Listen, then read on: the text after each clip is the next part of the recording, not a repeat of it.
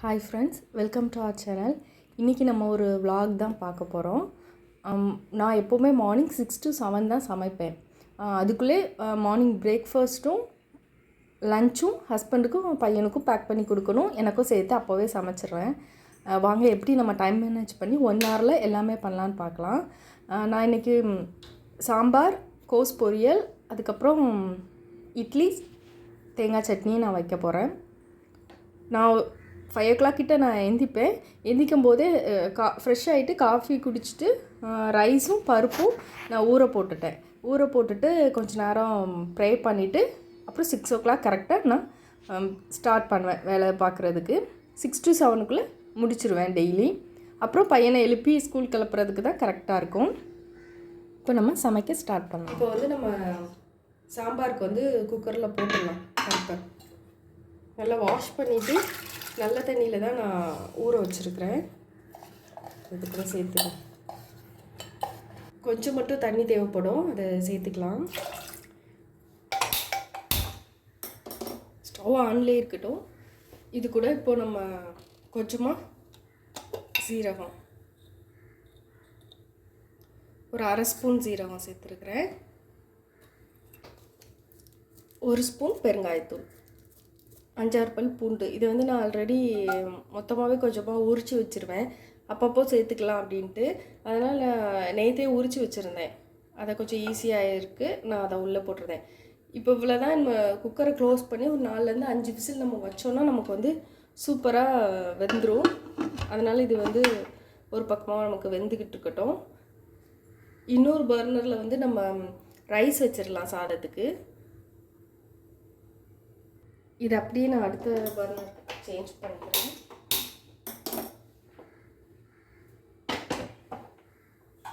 ரைஸ்க்கு வந்து இந்த உள்ள பாத்திரத்தில் தான் நான் எப்போவுமே ரைஸ் பண்ணுவேன். அதனால் கொஞ்சமாக தண்ணி வச்சு இது கொதிச்சதுக்கப்புறம் நம்ம அரிசி போட்டுக்கலாம். அதுக்கப்புறம் விசில் போட்டுக்கலாம்.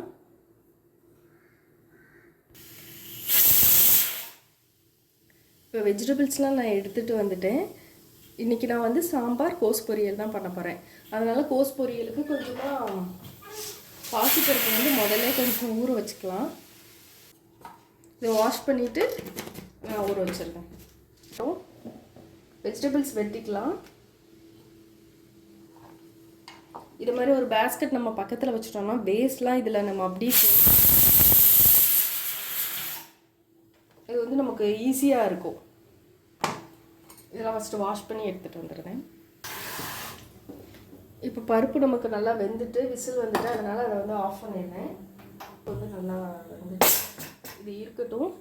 கொஞ்சமாக சாம்பாருக்கு வந்து புளி ஊற வைக்கணும், அது மறந்துட்டேன், அதை ஊற வச்சிடலாம்.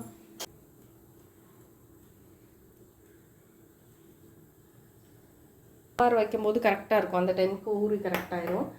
இப்போ நம்ம வெஜிடபிள்ஸ் எல்லாத்தையுமே நல்லா கட் பண்ணி எடுத்துக்கலாம்.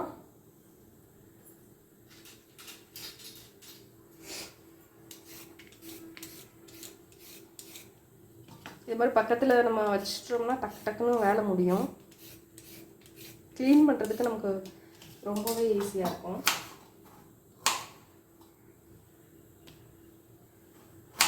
இன்றைக்கி சாம்பார் வந்து காலையில் இட்லிக்கும் லஞ்சுக்கும் ஒரே சாம்பார் தான். அந்த குவான்டிட்டியில் தான் நான் செய்ய போகிறேன், 3 பேருக்கு சாப்பிட்ற மாதிரி. இப்படி நம்ம பண்ணிட்டோன்னா நமக்கு வந்து வேலை ஈஸியாக இருக்கும். எக்ஸ்ட்ரா தேங்காய் சட்னி மட்டும் வச்சா போதும், அது ரொம்ப ஈஸி தான். 5 minutes நம்ம வச்சிடலாம். நமக்கு வந்து டைம் சேவ் ஆகும். நான் எப்போவுமே அந்த மாதிரி தோசைக்கு அல்லது இட்லி நான் காலையில் பிரேக்ஃபாஸ்ட்டுக்கு பிளான் பண்ணுறேன்னா அன்றைக்கி சாம்பார் என்றைக்கு நான் வைக்கணும்னு நினைக்கிறோம் அன்றைக்கி நான் பிளான் பண்ணிப்பேன். அப்போனா ரொம்ப ரொம்ப ஈஸியாக இருக்கும். இப்போ வேறு ஒரு நாள் இட்லி வச்சோன்னா அன்றைக்கி அதுக்குன்னு சாம்பார் வச்சு நமக்கு டைம் தான் வேஸ்ட் ஆகும். சின்ன வெங்காயம் தான் சாம்பாருக்கு நல்லாயிருக்கும், அதை கொஞ்சம் உரிச்சிக்கலாம். நம்ம சமைக்கிறதுக்குலாம் 1 hour போதும். பிரேக்ஃபாஸ்ட்டும் லஞ்சும் சேர்த்தே நம்ம பண்ணிடலாம். அதுக்கேற்ற மாதிரி நம்ம பிளான் பண்ணிக்கிட்டால் ரொம்ப ஈஸியாகவே நம்ம பண்ணிடலாம். நார்மலாக நான் ஒவ்வொரு நாளுக்கும் பிரேக்ஃபாஸ்ட்டுக்கு வேறு தான். ஒரே இட்லி தோசை அது மாதிரி இருக்கவே இருக்காது. ஒரு நாள் இட்லினா ஒரு நாள் பூரி, அப்படி மாறிக்கிட்டே தான் இருக்கும். இடியாப்பம் ஒரு நாள், ஆப்பம் ஒரு நாள் அப்படின்னு. இப்போ பூரிலாம் செய்கிறேன் அப்படின்னா அன்றைக்கி வந்து நான் லஞ்ச் வந்து கொஞ்சம் சிம்பிளாக இருக்கிற மாதிரி பார்த்துப்பேன். தக்காளி சாதம் அதை மாதிரி வெரைட்டி ரைஸ் மாதிரி பார்த்துப்பேன். அன்னைக்கு லஞ்சுக்கு வெரைட்டி ரைஸ்னால் மார்னிங் வந்து பிரேக்ஃபாஸ்ட்டுக்கு வந்து சப்பாத்தி அல்லது பூரி அதை மாதிரி ஏதாவது பண்ணிப்பேன். அதனால் 7 நாளுமே 7 விதமான பிரேக்ஃபாஸ்ட் நம்ம ரெடி பண்ணிடலாம். அதுமாதிரி லஞ்சுமே ஒவ்வொரு நாளும் நம்ம வந்து சேஞ்ச் பண்ணிக்கலாம் நம்ம விருப்பத்துக்கு ஏற்ற மாதிரி.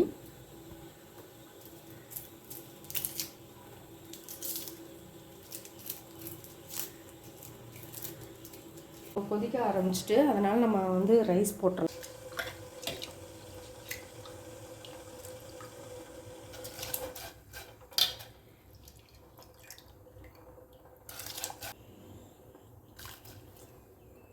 இது கொஞ்சம் இப்போ வேகட்டும்.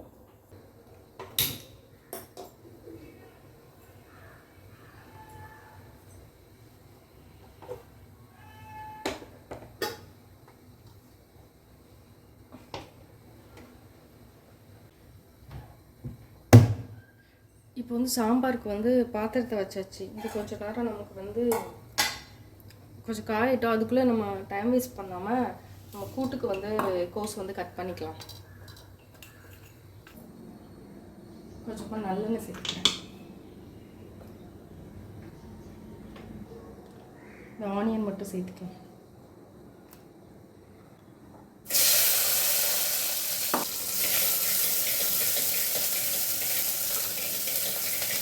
இதை வணங்கினோன்னா நம்ம வெஜிடபிள்ஸ் சேர்த்துக்கலாம். அதுக்குள்ளே நம்ம கொஞ்சம் கோஸ் வந்து பொரியலுக்கு வந்து கட் பண்ணிக்கலாம்.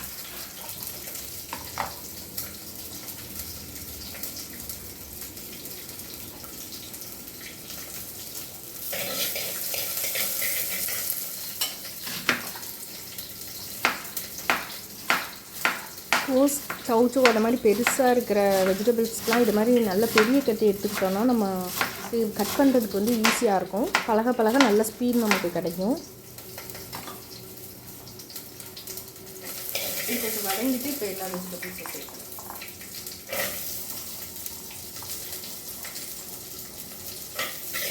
கத்திரிக்காய் உருளைக்கிழங்குலாம் எப்போவுமே கட் பண்ண உடனே தண்ணியில் போட்டு வச்சுக்கோங்க. வாழைக்காய் அது மாதிரி உள்ளது எப்போவுமே தண்ணியில் இருந்தால் தான் கருத்து போகாது. இது மாதிரி நம்ம தண்ணி பக்கத்தில் பிடிச்சி வச்சோம்னா அப்பப்போ கையை வந்து நம்ம வாஷ் பண்ணிக்கலாம்.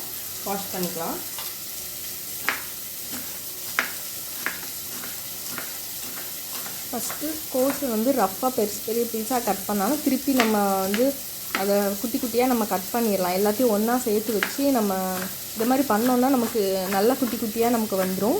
சீக்கிரத்தில் கட் பண்ணிடலாம் நம்ம இது மாதிரி பெரிய கத்தியில் நம்ம பண்ணும்போது.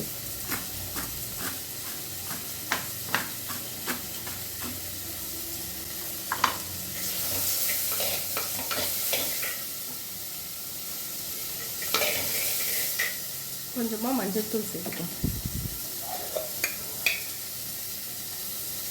எப்போவுமே நம்ம சமையல் பண்ணுற அந்த அடுப்பு பக்கத்துலேயே நமக்கு இந்த மசாலா பவுடர் எல்லாமே இருந்தால் தான் நம்ம வந்து டக்குன்னு எடுத்து போடுறதுக்கு வந்து ஈஸியாக இருக்கும்.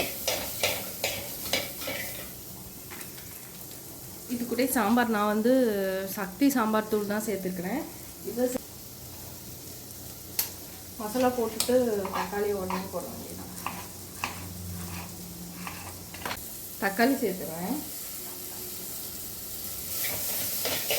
தக்காளி சேர்த்து மிக்ஸ் பண்ணிவிட்டு நம்ம தண்ணி ஊற்றி இதை நல்லா வேக வைக்கணும். வெந்ததுக்கப்புறம் புளி தண்ணி ஊற்றணும்.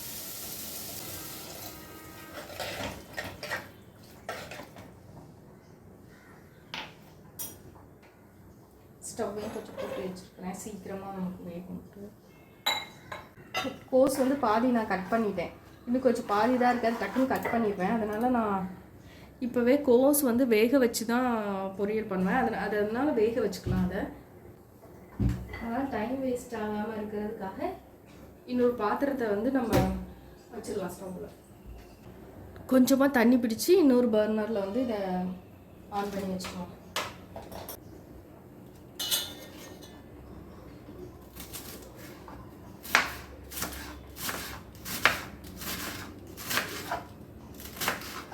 இல்லை தான் செய்யப்படுறேன். கொஞ்சம் வச்சுருக்கிறேன். நம்ம ஃப்ரைட் ரைஸ் ஏதாவது செய்யும்போது தேவைப்படும் அப்படின்ட்டு.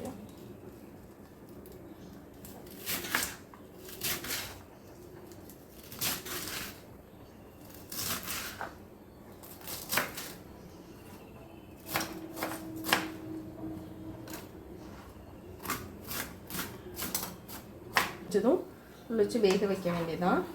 கோஸ் கூட கொஞ்சமாக கேரட் இருந்தால் நல்லாயிருக்கும், பார்க்குறதுக்கு நல்லாயிருக்கும், சாப்பிட்றதுக்கும் நல்லாயிருக்கும். அதனால் ஒரு கேரட் மட்டும் வச்சுக்கிட்டு போகிறேன்.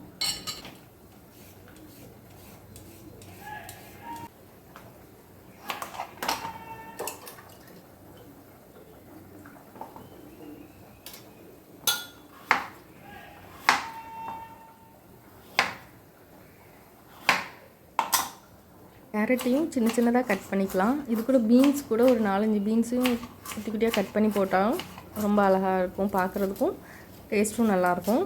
இப்போ கோஸ் தாளிக்கிறதுக்கு ஒரு வெங்காயம் கொஞ்சம் நிறைய போட்டால் தான் நல்லாயிருக்கும். அதனால் சின்ன சைஸ் வெங்காயம் 2 எடுத்துருக்கிறேன். அதையும் நம்ம கட் பண்ணிக்கலாம்.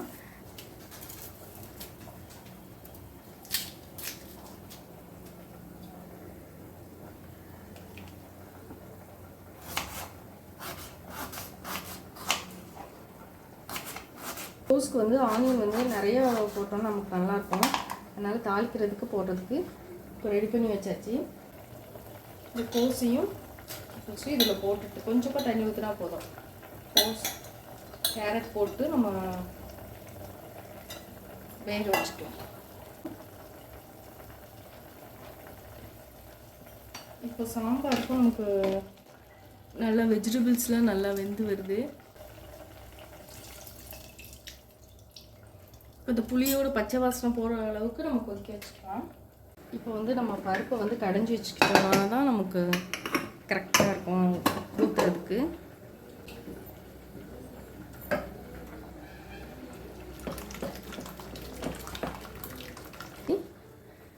லைட்டாக தண்ணி ஊற்றி அலசிட்டு நம்ம உள்ளே சேர்த்த வேண்டியதான்.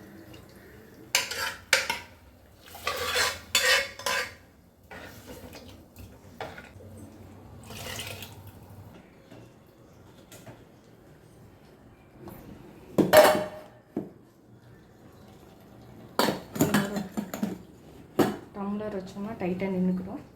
இது வழியிட்டும் நமக்கு ஆல்மோஸ்ட்டு கோஸுமே ரெடி ஆயிடுச்சு. கோஸ் சூப்பர் பாதியெல்லாம் குக்கானா போதும். கோஸ் கொஞ்சம் சாப்பிட்டு பார்த்துட்டு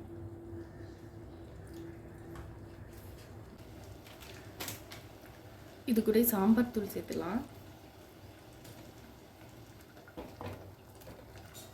ஸ்டவ் ஆஃப் பண்ணிவிட்டு தனியாக ஒரு பாத்திரத்தில் வடித்து எடுத்துக்கலாம். ஒரு துண்டு வெல்லம் மட்டும் சேர்த்துக்கிறேன். ஸ்டவ் ஆஃப் பண்ணதும் கொஞ்சமாக பெருங்காயத்தூள். இப்போ நம்ம ஆயில் ஊற்றிடலாம். பாத்திரம் சூடானதும்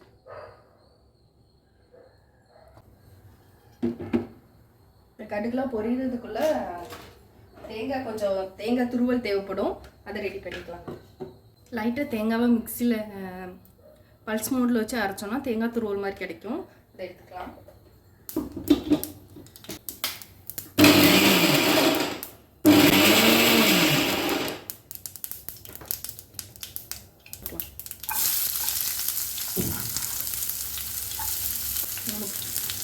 மிளகா போட்டுருக்கேன். கொஞ்சமாக கரைச்சி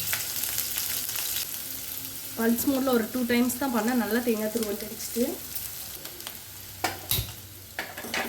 சாம்பாருக்கு தாளிச்சிட்டோம்.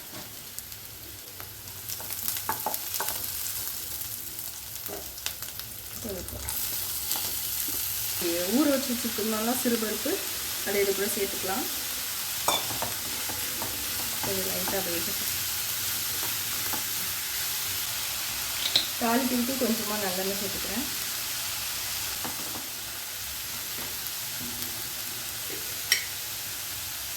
நம்ம கடுகு உளுந்த பருப்பு சேர்த்துக்கிறேன்.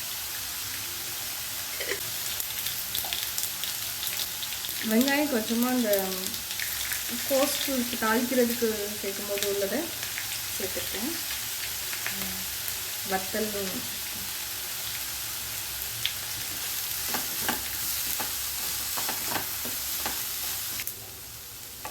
இப்போ வந்து இதை நம்ம சாம்பாரில் ஊற்றிட வேண்டியதான். செக் பண்ணிக்கலாம். சூப்பராக சாம்பார் நமக்கு ரெடி ஆகிட்டு சூப்பராக வெந்துட்டு இப்போ நான் தேங்காய் துருவல் போட்டுறேன்.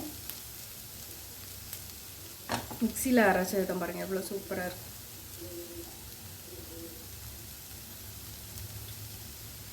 கோஸுக்கு வந்து ரொம்ப தேங்காய் துருவல் அதிகமாக இருந்தால் தான் நமக்கு டேஸ்ட் சூப்பராக எடுத்து கொடுக்கும். தேங்காய் துருவல் சேர்த்ததுக்கப்புறம் ரொம்ப நேரம் ஸ்டவ்வில் இருக்கக்கூடாது, உடனே நம்ம ஆஃப் பண்ணிடணும். அப்போ தான் அந்த பச்சை ஸ்மெல்லோட அந்த தேங்காய் இருக்கணும், அதை சாப்பிடும்போது நமக்கு சூப்பரான டேஸ்ட்டில் இருக்கும். எடுத்துருவோம்.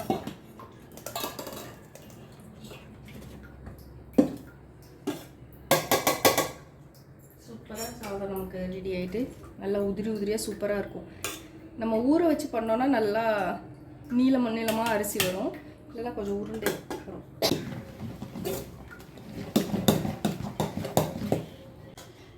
தேங்காய் துருவல் மீதி உள்ளது இருக்குது, இது கூட கொஞ்சமாக மட்டும் சட்னிக்கு வந்து தேங்காய் அரைச்சிக்கலாம்.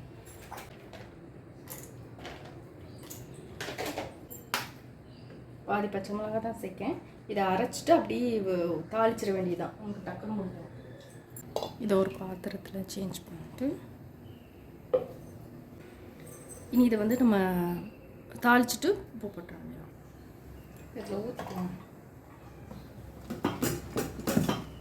இப்போ வந்து ஒரு 4 தான் ஊற்ற போகிறேன்.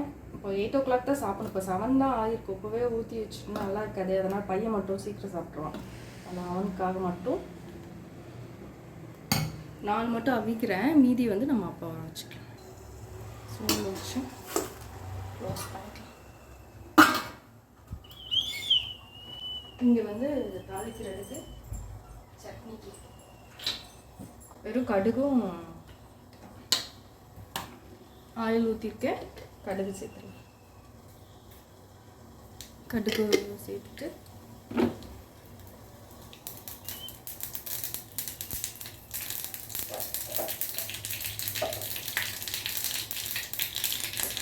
ஸ்டவ் ஆஃப் பண்ணிவிட்டேன். கருவேப்பிலை சேர்த்துட்டு இதில் அப்படி தாளிச்சு ஊற்றிடுவேன். அவ்வளோ நம்ம சால்ட் போட்டோன்னா நமக்கு சட்னி ரெடி ஆகிடுச்சு. இப்போலாம் நமக்கு இட்லி அவியுது. இங்கே வந்து பொரியல் ரெடியாக இருக்குது. சாதம் வச்சுருக்கேன். சாம்பார் சூப்பராக ரெடி ஆகிட்டு, அப்புறம் சட்னியும் வச்சுட்டேன். இனி வந்து இதை ஃபுல்லாத்தையுமே நம்ம க்ளீன் பண்ணணும். க்ளீன் பண்ணிவிட்டு பையனை என்னன்னா ஸ்கூலுக்கு எழுப்பி அவனை ப்ரஷ் பண்ணி லஞ்ச்லாம் பேக் பண்ணுறது கரெக்டாக இருக்கும். வெசல் வாஷிங் இருக்குது, அதெல்லாம் இதுக்கு அடுத்து தான் பார்க்கணும். இப்போ மணி கரெக்டாக 7 o'clock ஆகிடுச்சு. இட்லி ஆல்மோஸ்ட் நமக்கு வந்து வெந்துட்டு இது ஆறின பிறகு நம்ம எடுத்துட வேண்டியதுதான். அவ்வளோதான். 1 hourக்குள்ள பதட்டமே இல்லாமல் ரொம்ப ஈஸியாக நம்ம வந்து பிரேக்ஃபாஸ்ட்டும் லஞ்சும் ரெடி பண்ணிடலாம். லைட்டாக க்ளீன் மட்டும் பண்ணியிருக்கேன். பையன்லாம் ஸ்கூலுக்கு போனதுக்கப்புறம், ஹஸ்பண்ட் ஆஃபீஸ் போனதுக்கப்புறம் வெசல் வாஷிங், அப்புறம் வீட்டெலாம் க்ளீன் பண்ண வேண்டியதான். அவ்வளோதான், ரொம்ப ஈஸியாக பண்ணிடலாம். தேங்க்ஸ் ஃபார் வாட்சிங்.